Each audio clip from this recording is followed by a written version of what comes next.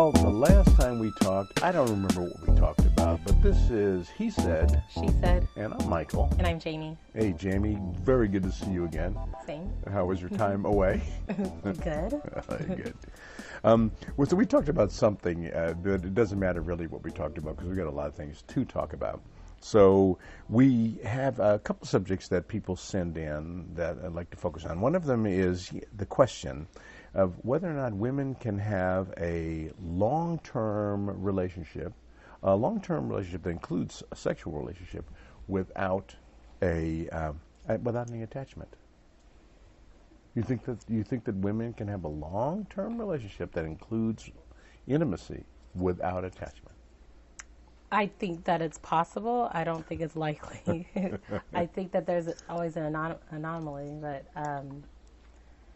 I find that it's like a woman, when they are having a sexual relationship for, extended period of time, I think maybe they're trying to suppress maybe feelings, because they're trying to just go the flow with the guy. And if he's like expressing, this is casual, is wanting things serious, then I think sometimes the girl just feels like, okay, I'm gonna go at that. But if he was interested in a relationship, really? I think that both girls would be like, okay, let's try it. Okay, now who are these women that you're talking about? All the women that I know resist and do not like if a guy just wants to hang out and mess around. They seem, maybe I know the wrong women, but they seem to want a relationship, especially if they're having a sexual relationship with a person. They seem to want to have more. They become more attached. I think they want it. I just think that they'll settle for.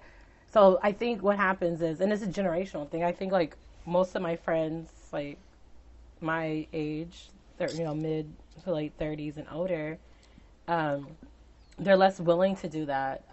But I do have some friends in their 30s that do have friends with benefits, and a lot of times too, like they're focused on career or going to school, so they actually aren't even trying to have a serious relationship. But I think much younger girls are more likely to be okay with just messing around. But so that brings up a question. I did an impromptu interview when we were originally talking about the subject of birds and bees with a young lady who is about 20 years old, and I interviewed her sister, who was early 20s, and we talked about relationships, and we talked about a new trend in relationship she called it polyamorous relationship. And I said, well, just define that. I understand what the word poly and what the word amorous means. So can you define it so that I know what we're talking about? She said, well, that's a love relationship, and an in-love relationship with multiple people. And, of course, I went blank, and I said, I don't know how anybody can, and again, I try not to judge, but I don't know how anybody can actually have an in-love relationship with a couple of people. And when you're not with one of the people you're in love with, that they don't feel as though they're missing out on something. They're not getting what they bought into in the relationship. They're not getting their love when you're giving it to somebody else. Does that make sense?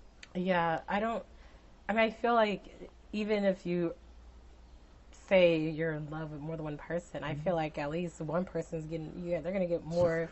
Like, there's no way it's even. I don't know. Yeah, I don't know how it could be. Maybe, but I know I'm not capable of that. But yeah, and I know I'm not either. So it would be nice if there are some listeners out there who really believe. And they're not fooling themselves.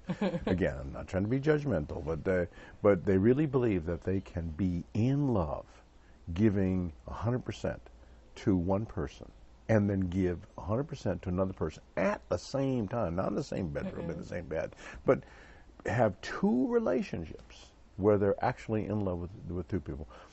I'm waiting to hear somebody tell me that they can do that, so I can ask them how and find out if that's entirely possible. I have a question for you. Somebody mentioned the other day about It was a guy, obviously, if you understand the question. A guy said he is dating, he's a guy in his 50s.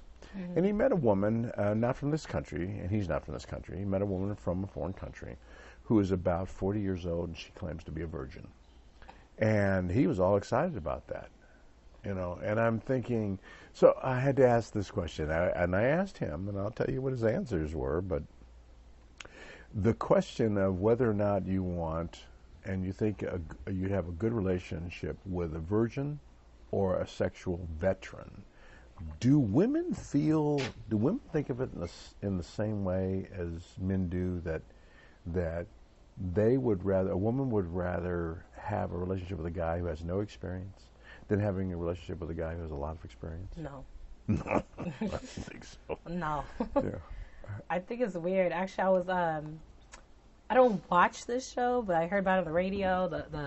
It was The Bachelorette, like this current season, and there was a contestant on there who told the girl, the Bachelorette, that he's a virgin. But they were making fun on the radio because when he said that, she's like, "Oh, I gotta go do something." Like she left the area. But it's just it's all on the radio. They're talking about it. Like, how is that possible? Yeah, he's a virgin. It's like, how's that possible? And he's like a good-looking guy. Like, do you start questioning something wrong with him? How old are these guys? I mean, they're in their probably 20s or 30s. But it's like, what's wrong with him? Or why? I mean, I know people do that for religious reasons. Right, I get that. But also, me coming from a religious background and knowing a lot of people from the same background, 90% of those actually be held out. Yeah. So it's still pretty impressive, even if that's what you believe, to actually be able to do that. But I think she was kind of freaked out. But you're on TV, and it's awkward, you're on the spot. I think she probably was a little freaked out. So you can't really say anything, but I wouldn't want that because that's a lot of pressure to be. And if you're teenagers or early 20s maybe, but... Yeah, see, I can see clearly if you're younger than 25. Yeah. That's just an arbitrary number, but if you're younger than 25 and you're a woman, or you're younger than 25 and you're a man, I can see how you may find yourself in a position where you have no sexual experience. Yeah. But not in your 30s. But not in your 40s. Not in your 30s. And definitely not in your crazy. 40s. I don't know how you can escape it by your 40s. Yeah, exactly. So the reason why I brought it up is because when I talked to him, he said he's going to marry that person, you know.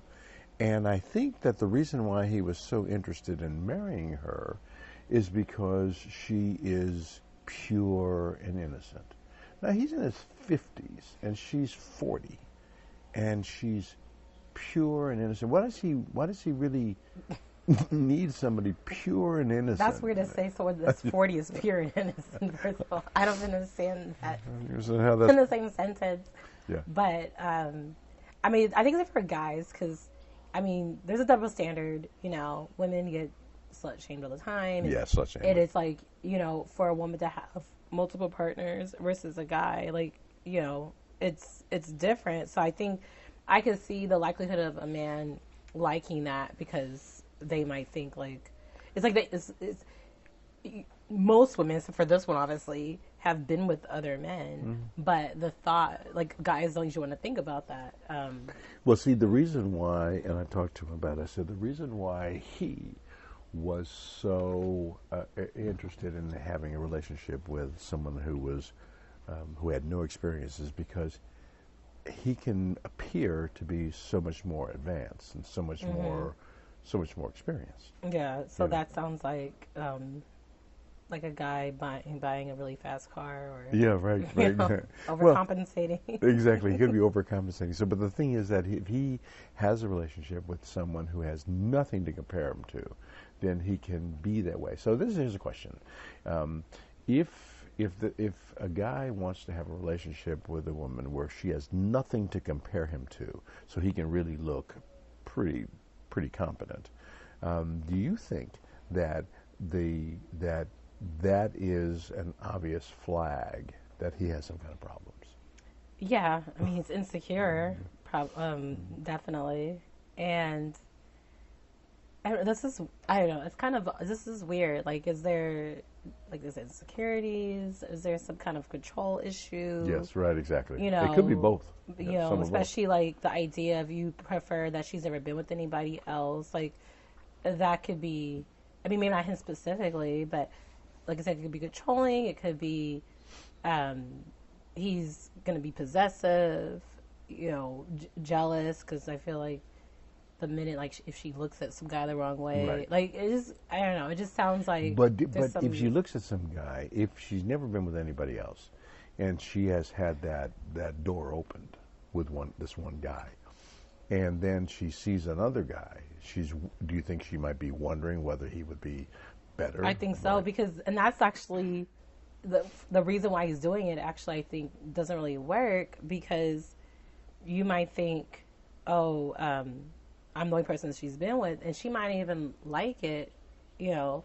Even if she has anything to compare it to, she might just not enjoy it, and she won't understand why. Yeah, exactly. And so then she'll be curious of like, oh, well, maybe I need to try. She might start second guessing, like, maybe I need to try something else. Or she could just be very obedient and just deal with it and just think like, oh, maybe sex is not enjoyable. But if she has girlfriends that aren't in her same position, they're probably going to clue her in. So I think that actually backfires. So it's kind of better, I think it's better to know than to assume and to guess and to wonder. Because then if she has other experiences and say she doesn't like it with him, at least she can correct him and say, well, this is what I like. But she doesn't know, you know. And, you know, for me, honestly, like, I wasn't in that position, but I think being in a long-term relationship, sometimes you do kind of lose sight of what you like, or, you know, because you're so used to just conforming to this person. So once I got out of that relationship, it was like eye-opening. So I think that's the complete opposite. Like, it's you, even though it's like my mother would say, you know, that's ideal situation. But I think as far as, you know, putting morality aside, if you want to actually have a good sexual relationship, I think you need to have at least more than one partner in your lifetime. I agree with you. In fact, when we come back on another podcast, I want to talk about the things that are kind of important to making it so that couples teach each other.